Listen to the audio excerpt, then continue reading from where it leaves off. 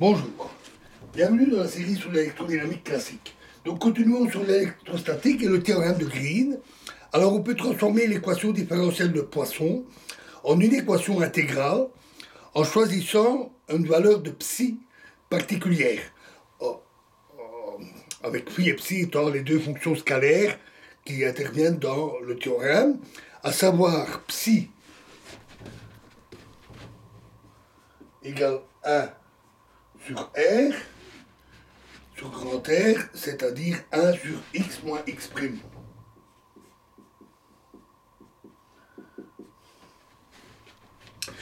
Et où x c'est le point d'observation et x' la variable d'intégration.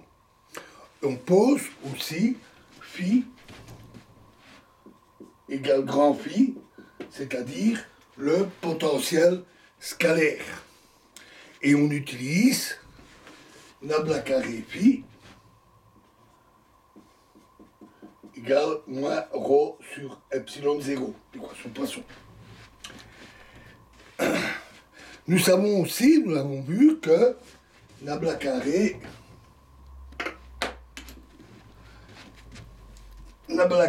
de 1 sur R est égal à moins 4 pi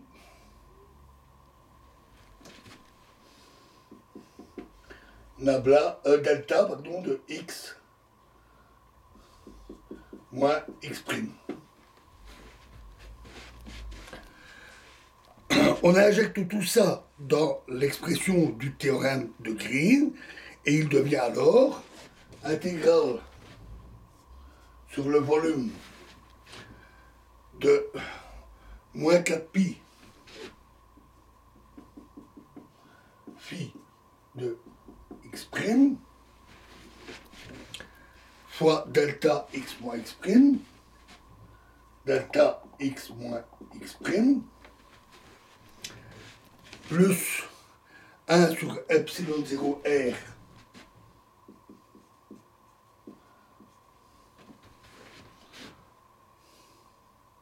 fois rho de x', d cube x' est égal à l'intégrale de surface de phi d sur d a' de 1 sur R moins 1 sur R d phi sur d a' fois d a'. Si le point X se retrouve à l'intérieur du volume V, après quelques petites manipulations, on obtient phi de X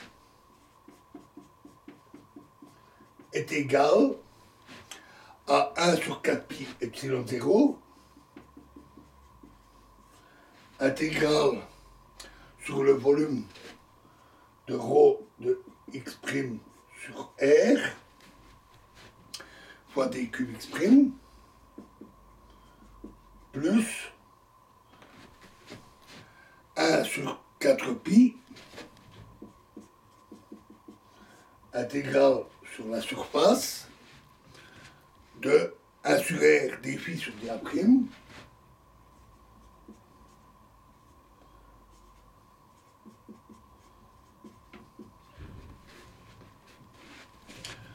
moins phi dA sur dA',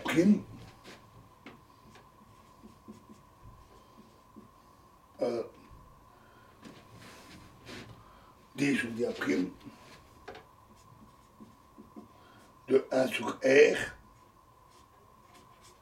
fois dA'. Alors on pourrait critiquer la manière dont ce résultat est obtenu, parce qu'en fait 1 sur x moins x' n'est pas régulier à l'intérieur du volume V. Mais on peut néanmoins parvenir avec rigueur à ce même résultat en recourant à un passage à la limite comme celui que nous avions vu il n'y a pas longtemps, ou en enlevant une petite sphère autour du point gênant x égale x'. Si x se trouve à l'extérieur de la surface, le membre de gauche est égal à 0. Remarquez que l'intégrale de surface peut s'interpréter comme le potentiel dû à une densité surfacique sigma égale une densité de charge surfacique égale à epsilon 0 d phi sur dA', et une double couche de densité de moment dipolaire D égale grand D égale moins epsilon 0 phi. Les discontinuités du champ et du potentiel électrique à la traversée de la surface conduisent alors à un champ et un potentiel nul à l'extérieur du volume V. Ce résultat appelle à deux remarques. Alors, premièrement, si la surface S est rejetée à l'infini, et si le champ électrique décroît plus vite que 1 sur grand R, alors l'intégrale de surface s'annule,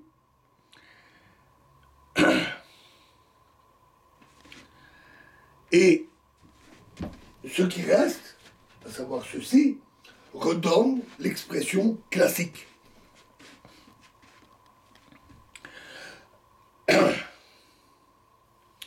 Deuxièmement, si le volume est dépourvu de charge, le potentiel en tout point de son intérieur, qui est une solution de l'équation de Laplace, telle que l'exprime cette relation, fait uniquement intervenir le potentiel et la dérivée normale à la surface du volume.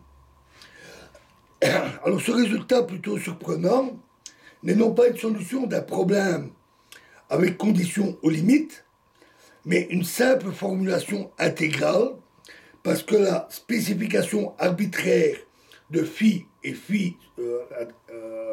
et la dérivée de phi par rapport à n ou à a, qu'on appelle condition de Cauchy sur une surface limite, correspond en fait à une surdétermination du problème. On reviendra bientôt plus en détail sur ce point, quand on va développer, à l'aide du théorème de Green, les techniques fournissant des solutions correspondant aux conditions limites appropriées. Mais avant, dans la prochaine vidéo, on va se poser une question, parce que c'est bon d'avoir des solutions, mais il faut, c'est possible que dans un problème donné, bien spécifié, il n'y ait qu'une seule solution. Donc on se penchera sur l'unité de la solution, en particulier dans les problèmes dits de Dirichlet et de Newman. Je vous remercie.